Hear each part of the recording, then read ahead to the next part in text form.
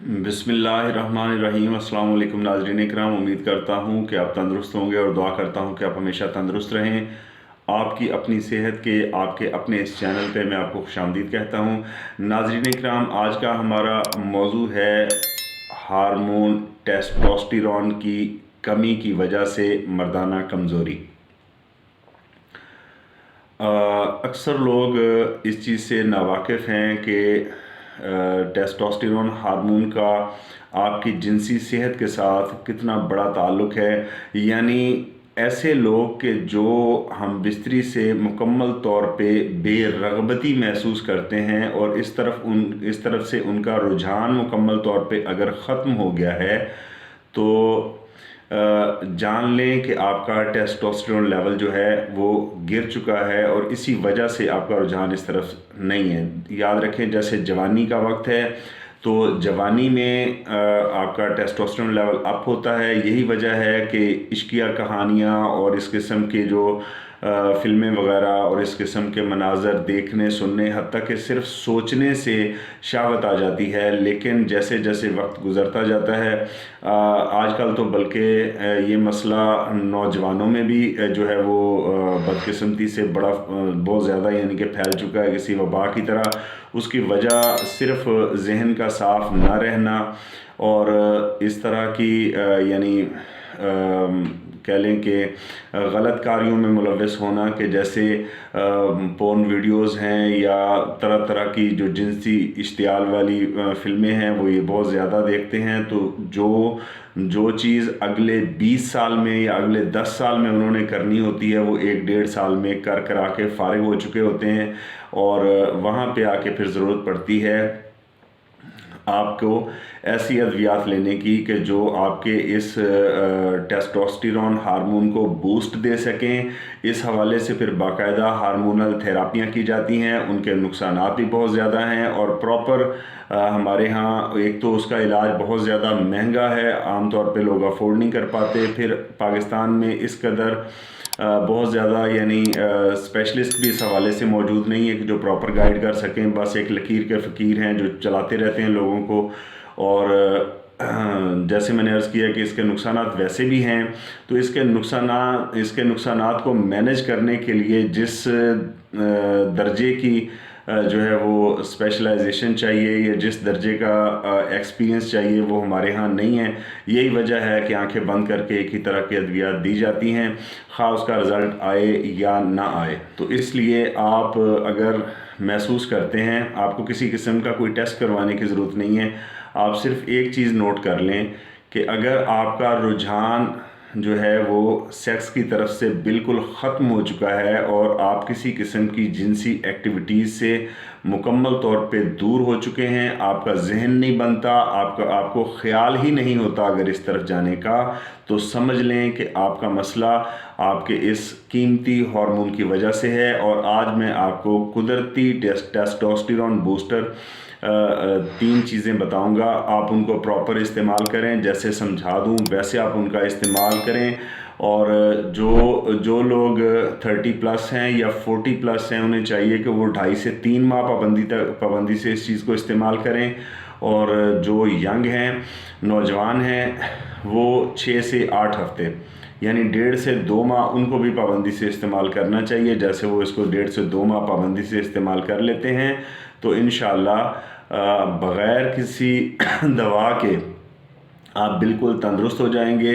आपको जगह जगह जो है वो धक्के खाने की ज़रूरत नहीं पड़ेगी। और इस हवाले से नाज़रीन इकराम एक चीज़ याद रखें कि जैसे है कि भाई मर्दाना ताकत के हवाले से या मर्दाना कमज़ोरी के हवाले से जब लोग ट्रीटमेंट लेने के लिए जाते हैं तो अक्सर उनका जो जाना होता है वो डॉक्टर्स की बजाय हुक्मा हज़रात की तरफ होता है। और हुक्मा भी इस चीज़ का भरपूर फ़ायदा उठाते हैं। अक्सरियत की बात मैं कर रहा हूँ कि जो सिर्फ़ इस चीज़ को देखते हुए कि मरीज़ जो है वो आया है और वो बड़े राजदाराना तरीके से अपना इलाज करवाना चाह रहा है, तो इस चीज़ को कैश करते हुए वो ठीक ठाक लोगों से पैसा वसूल करते हैं। लेकिन इलाज के नाम पे या रिज़ल्ट के नाम पे उन्हें हासिल कुछ भी नहीं होता। تو یہ ویڈیو آپ نے پوری طرح سمجھ لینا ہے اس کو، جو چیزیں میں بتا دوں جس طرح سے بتا دوں آپ ویسے استعمال کریں، جو پرہیز بتاؤں وہ پرہیز آپ سختی سے کریں، اور جو احتیاطی تدابیر میں آپ کو بتاؤں وہ آپ لازمی طور پہ اختیار کریں، کیونکہ اگر کچھ طبیعت میں کچھ ضعف یا جسم میں کوئی کمزوری رونما ہوتی ہے تو ایسا نہیں ہو سکتا ناظرین اکرام کہ اس کے اسباب نہ ہوں۔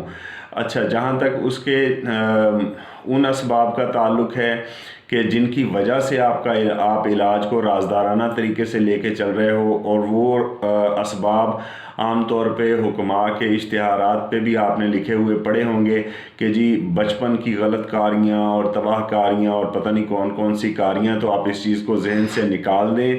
آپ صرف یہ ہے کہ جو ہو چکا سو ہو چکا، اب آپ خود اپنی ریہیبلیٹیشن کی طرف آئیں، اپنی بحالی کی طرف آئیں، اور ذہن کو صاف رکھیں، اور اگر آپ مسلمان ہیں تو نماز کی باقاعدگی کریں، نماز کی باقاعدگی کے علاوہ مسنون دعاؤں سے مدد لیں، ساتھ میں آپ یہ علاج شروع کریں۔ ہو ہی نہیں سکتا کہ آپ کا مسئلہ حل نہ ہو، کیونکہ یہ قدرتی اجزاء ہیں، آزمائے ہوئے ہیں، اور ان کا رزلٹ 101% ہے۔ شرط صرف اتنی ہے کہ مریض اس کو استعمال جیسے سمجھاؤں اس ترتیب اور اس ترکیب کے مطابق کرے، اور ایسی غذائیں اور ایسی چیزیں کہ جو میں ترک کرنے کے لیے کہوں کہ جس سے آپ کا علاج متاثر ہو سکتا ہے، یا جس سے ان اجزاء کی تاثیر میں کمی واقع ہو سکتی ہے، آپ نے ان غذاؤں کو اور ان ایکٹیویٹیز کو مکمل طور پہ ترک کر دینا ہے، تاکہ آپ کو اس دوا سے بھرپور فائدہ حاصل ہو سکے۔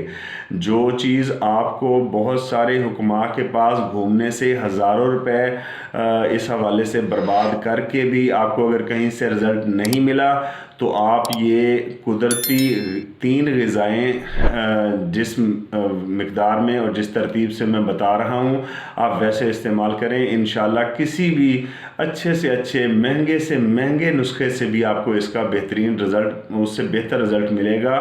تو ناظرین، کرنا آپ نے یہ ہے کہ آپ نے پوری 100 گرام صاف کشمش لینی ہے، لیکن کشمش آپ نے لینی ہے جو سرخی مائل سیاہ ہوتی ہے۔ ایک زرد رنگ کی ہوتی ہے کشمش، آپ نے وہ نہیں لینی۔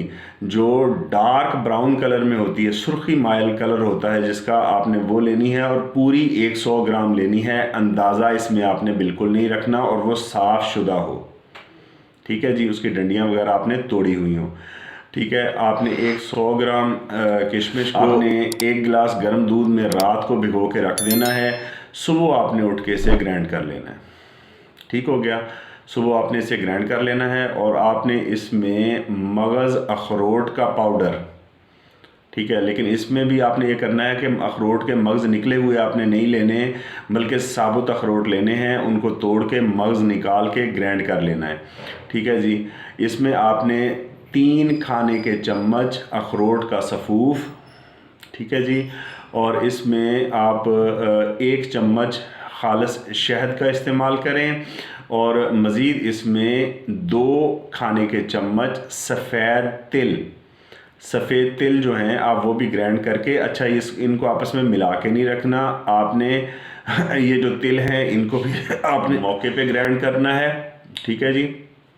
آپ نے ان چیزوں کو پہلے سے گرائنڈ کر کے نہیں رکھنا، یعنی جب بھی آپ نے اس دوا کو استعمال کرنا ہے، رات کو آپ نے کشمش کو بھگو کے رکھا، صبح آپ نے کشمش اپنا اس کو جو ہے وہ تل ہیں وہ علیحدہ سے آپ نے گرائنڈ کر لیے، اور اخروٹ کے جو مغز ہیں وہ آپ نے علیحدہ گرائنڈ کر لیے۔ اب ان دونوں کا پاؤڈر آپ نے اس دودھ میں ملایا کشمش والے میں، اور صبح خالی پیٹ آپ نے پی لینا ہے 1 چمچ اس میں شہد شامل کر کے۔ تو جیسے میں نے عرض کی ہے کہ آپ نے اس کو لگاتار 2 سے 2.5 ماہ استعمال کرنا ہے، کسی قسم کا کوئی سائیڈ ایفیکٹ نہیں، کسی قسم کی کوئی گھبرانے کی ضرورت نہیں کہ جی فلاں چیز گرم ہے یا فلاں ٹھنڈی ہے، یہ چیز سوچنا آپ کا بالکل کام نہیں ہے۔ جس مقصد کے لیے میں نے آپ کو یہ نسخہ بتایا ہے، اگر آپ نے وہ مقصد سمجھ لیا ہے اور اس کے بعد آپ اس کو استعمال کرتے ہیں، تو انشاءاللہ یہ دوا آپ کو ہر طرح کی دوائیوں سے اور ہر طرح کے جو ہیں وہ حکیموں سے انشاءاللہ آپ کو ہمیشہ کے لیے نجات دے دیں گی۔ تو آج کے لیے اتنا ہی، ملتے ہیں انشاءاللہ اگلی ویڈیو میں، تب تک اپنے گرد و نواح میں رہنے والے تمام لوگوں کا، اپنی صحت کا اور اپنے اس چینل کا خیال رکھیں۔ اللہ حافظ۔